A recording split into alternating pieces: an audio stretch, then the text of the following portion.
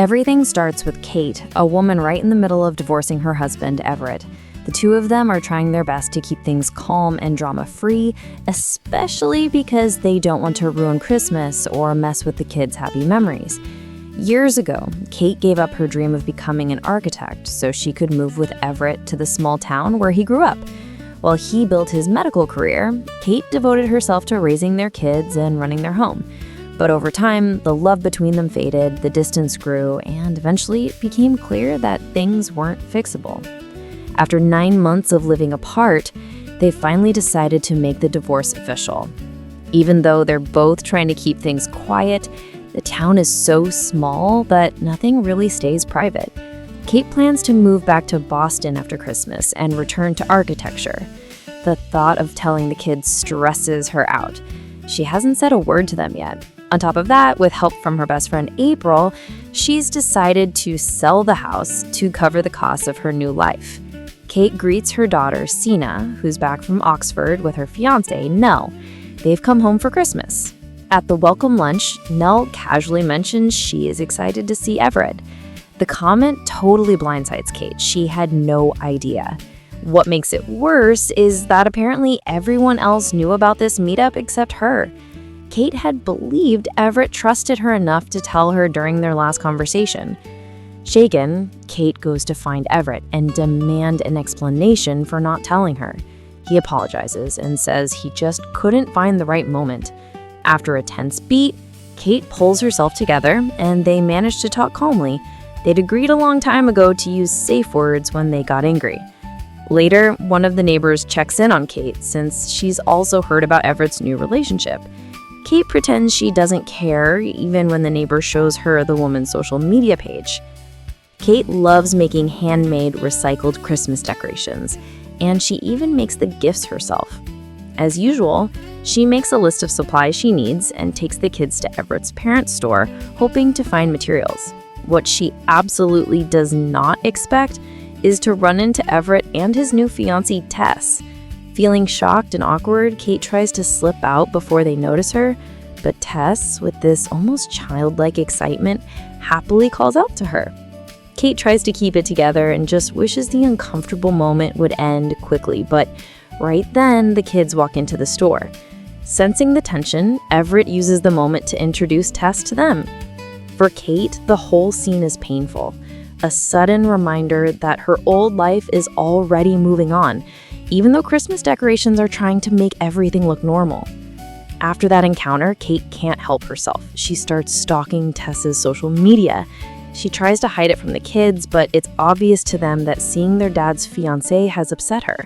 Kate tells her son he needs to finish his college essay, but Gabriel pushes back, saying he only sees college as a way to escape the town, a town that Kate herself now feels trapped in. Everett walks in and Kate asks him to talk to Gabriel and push him to write the essay. Everett disagrees. He thinks they should let Gabriel follow his dream of becoming a firefighter. Kate refuses to argue about it. That night, Kate and the kids go to a dinner that Tess has prepared.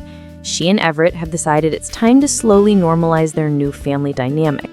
During dinner, Everett praises Tess for starting a nonprofit and all her charity work, which unintentionally makes Kate feel a little sad. Still, Everett also mentions that the town wouldn't be what it is without everything Kate has done. The competition between Kate and Everett starts to show, since they both want to keep doing the holiday traditions with the kids. The next day, Kate takes the kids to buy a Christmas tree, a new tradition, but the kids think it's boring and prefer to stay in the car. Kate stays optimistic and goes to pick out a tree anyway. There, she meets a guy named Chad, dressed as Santa, who starts flirting and joking around. Kate finds him funny and takes his number, thinking maybe she'll go out with him sometime. In the days before Christmas, Gabriel and Sina go on outings with their dad and Tess, something that surprises Kate since Tess actually took time off from work to do it, something Everett never did when they were married. Even though it bothers her, she decides to focus on taking photos of the house for the sale, without the kids finding out.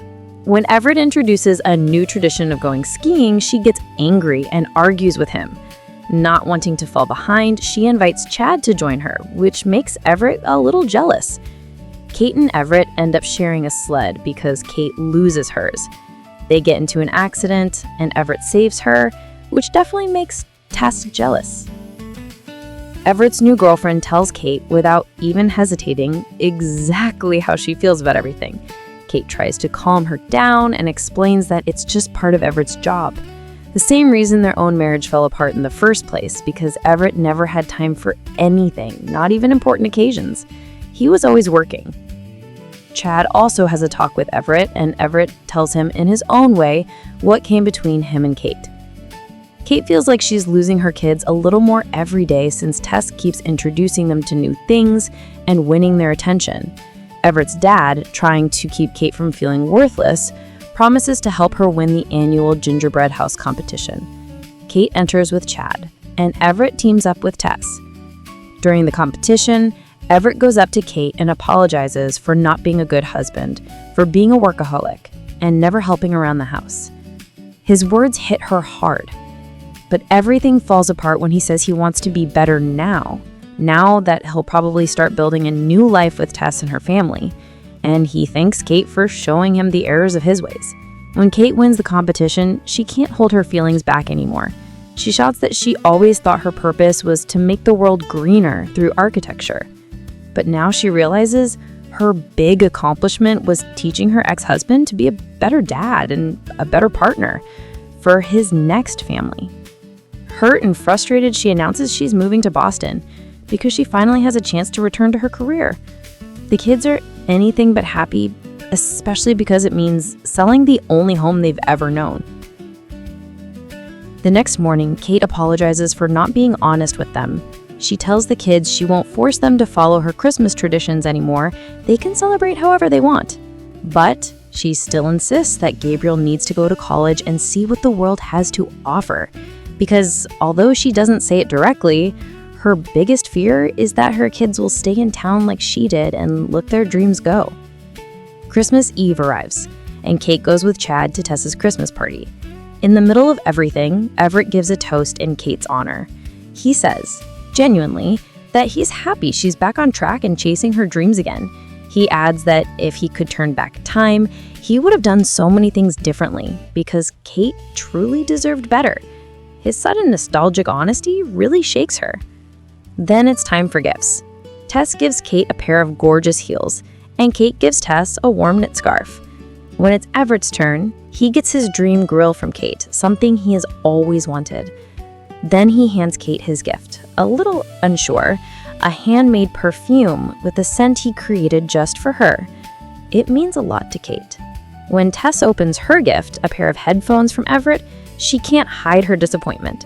She eventually drops it so the party won't get awkward, but the moment is already uncomfortable. People start saying their goodbyes. While everyone is leaving, Chad accidentally starts a small fire, which Gabriel quickly puts out with a fire extinguisher. After things settle down, Tess once again mentions how unhappy she is with her gift. Kate says goodbye to Chad, and Chad gives her a stunning kiss before heading out. Kate finds it funny and wishes him well, still fully planning on leaving for Boston. But everything changes when she starts feeling homesick and sentimental. Suddenly, Everett shows up at her door. He wants to keep their annual tradition of looking through the family photo album, a magical little ritual for the kids. On Christmas Day, a snowstorm knocks out the power and closes all the roads. Kate takes the kids to Everett's dad's house so they can still celebrate, then heads back home to finish packing for the move. She arrives just as Tess is leaving with her suitcases. Tess is convinced her relationship with Everett is doomed. Despite being warned about the weather, she decides to leave town with Chad, who Kate also turned down. Kate suddenly remembers she has a generator at home, so she decides to invite all the neighbors over so they won't be stuck in the cold. But when she arrives, she finds everyone already gathered in her house. At this unexpected celebration, Kate realizes how much the town loves her and how big of an impact her ideas have had on their homes. After the crowd leaves, Everett admits he doesn't want the divorce and is willing to move to Boston for her if she'll give him another chance, because now he wants to make the same sacrifices she made for him all those years. Kate responds by telling him she's decided not to go to Boston after all. It wasn't the future she imagined for herself, but she finally feels sure she wants to stay in town.